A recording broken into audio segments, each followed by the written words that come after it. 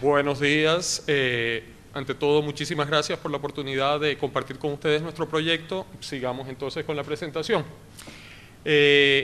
Una de las preguntas que se hace habitualmente es ¿por qué razón cambiar tanto la forma de explotación? Gracias. ¿Por qué no seguir con la explotación subterránea que tradicionalmente se había desarrollado? La zona, cuando se analiza la... ¿Cuál es el punto? Perfecto. En la zona, cuando se analiza la distribución del mineral en el terreno, encontramos que no está distribuido en un solo sector.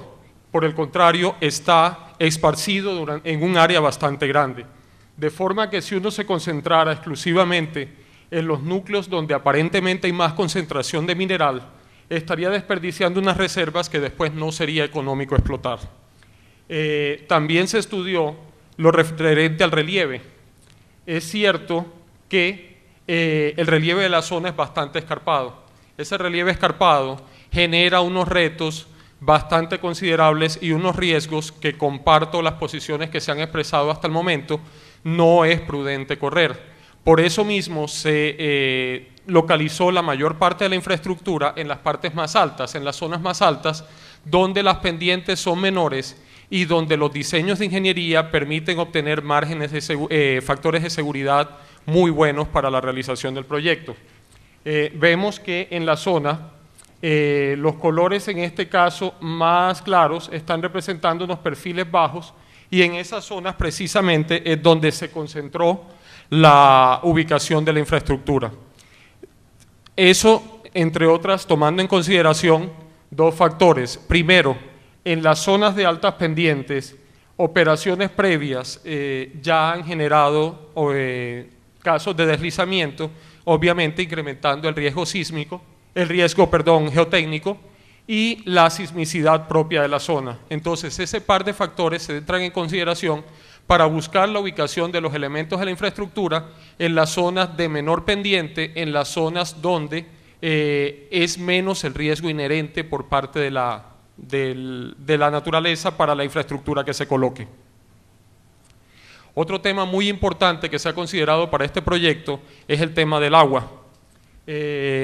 Indudablemente que el agua es una preocupación para todos, para el proceso, para las actividades que se realizan en la zona de influencia directa y para las actividades que se llevan a cabo en sitios como Bucaramanga próximos al proyecto. Lo primero que se tuvo en cuenta fue analizar qué está sucediendo con el agua en la zona y encontramos el comportamiento de las precipitaciones, que es un comportamiento bimodal bastante común en la costa norte colombiana. En la zona norte de Colombia también tenemos un comportamiento que nos lleva a dos picos, un pico que se presenta alrededor del mes de abril y otro pico que se presenta alrededor del mes de septiembre, octubre, picos de precipitaciones. También estudiamos el comportamiento de la escorrentía. La escorrentía casi que reproduce el comportamiento de las precipitaciones. Nosotros vemos que la escorrentía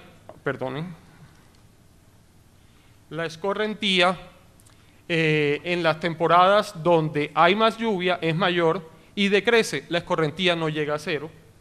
Tenemos también en el análisis se encontró que el rendimiento hídrico de esta cuenca, la cuenca del río Betas, una de las que aporta al Suratá, es de 2.57 metros cúbicos por segundo, justo antes de la desembocadura. Ese número es importante tenerlo en mente y comparémoslo contra lo que esperamos nosotros sea el consumo promedio del proyecto. Hay que aclarar, una cosa es el uso y otra cosa es el consumo.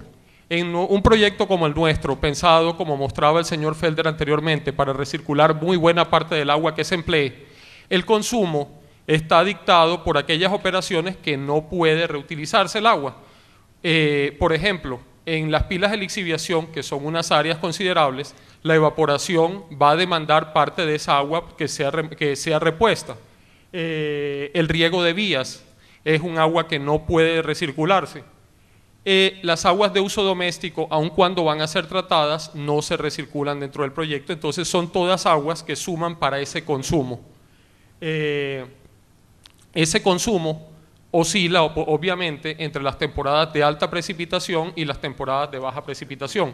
Cuando las temporadas son de alta precipitación, ese consumo se dispara, se reduce, perdón, y por el contrario tenemos que tratar el agua sobrante para verterla al medio natural, mientras que cuando es de baja precipitación es lo contrario, en ese momento necesitamos contar con reservas de agua para poder cubrir las necesidades del proyecto.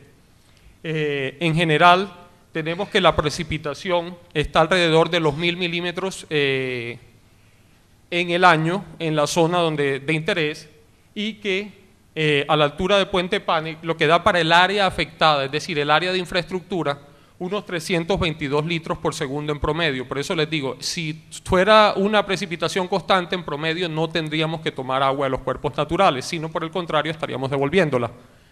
Ese consumo de alrededor de 66, 70 litros por segundo, podemos compararlo contra el rendimiento de la cuenca de 2.570 litros por segundo.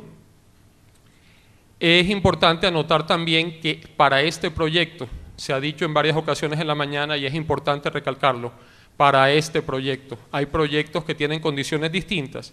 La obtención de una onza de oro está demandándonos aproximadamente 4 metros